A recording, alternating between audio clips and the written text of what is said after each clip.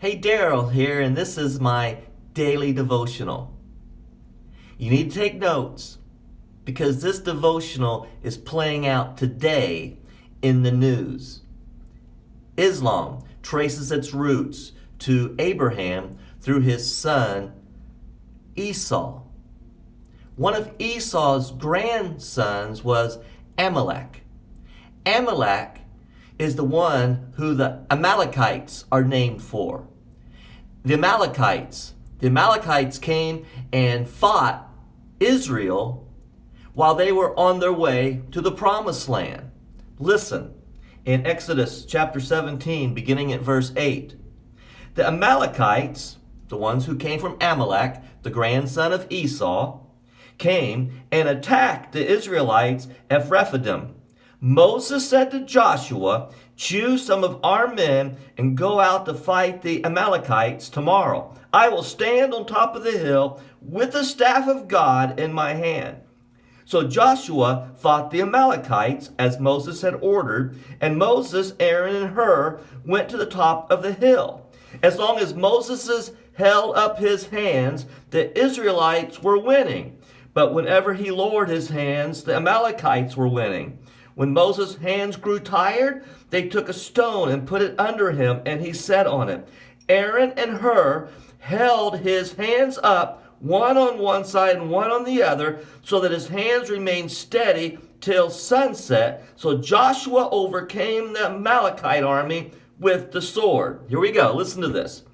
Then the Lord said to Moses, "Write this on a scroll as something to be remembered, and make sure that Joshua hears it, because I will completely blot out the memory of Amalekite from under the sun." Amalek's memory would be completely blotted out. He didn't say when. That's a prophecy yet to be fulfilled, because we know that these are still alive and active. But this is what it says in the next verse.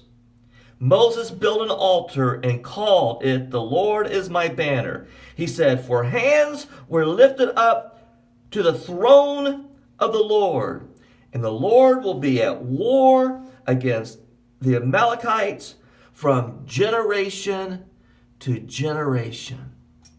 We are told here that the Amalekites, who eventually became what we know today as Islam, through that prophet Muhammad, who supposedly received a message from an angel to write down what would become the Quran. The Bible tells us in the New Testament, it tells us in the book of Galatians, that not to listen to any angel that brings another gospel, that they're to be cursed. So we should discount that immediately. But here's the thing. Even today, in Israel, as the Palestinians are sending bombs into Israel, this is being played out right now before our eyes, as we still see Islam as a thorn in the side of Israel, constantly antagonizing them, and their banner that they chant is to kill Israel. And it says here, the Lord will be at war against the Amalekites from generation to generation.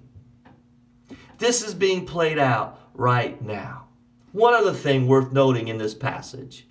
You see, as long as Moses had his hands held high and his staff held high, they were winning. When his hands dropped because his arms became tired, the Amalekite army was winning. And so we see these Joshua and Aaron and Hur holding up his arms to help him keep them up. And then it says this, "For hands were lifted up to the throne of the Lord." Why are we so hesitant to lift our hands in praise? You know, pastoring Baptist churches most of my life, I've been in Baptist churches where no one raised anything. Now here at Grand Avenue, we do have a few folks who will get excited from time to time and raise their hand and praise and worship. And yet we seem to I'm afraid we're afraid we're going to be too Pentecostal or something. I don't know what the deal is. All I can tell you is we are to worship God with hands lifted high. Listen to Psalms 134.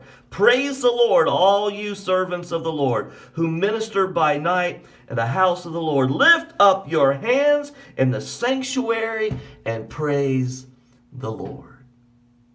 God bless you. Good day.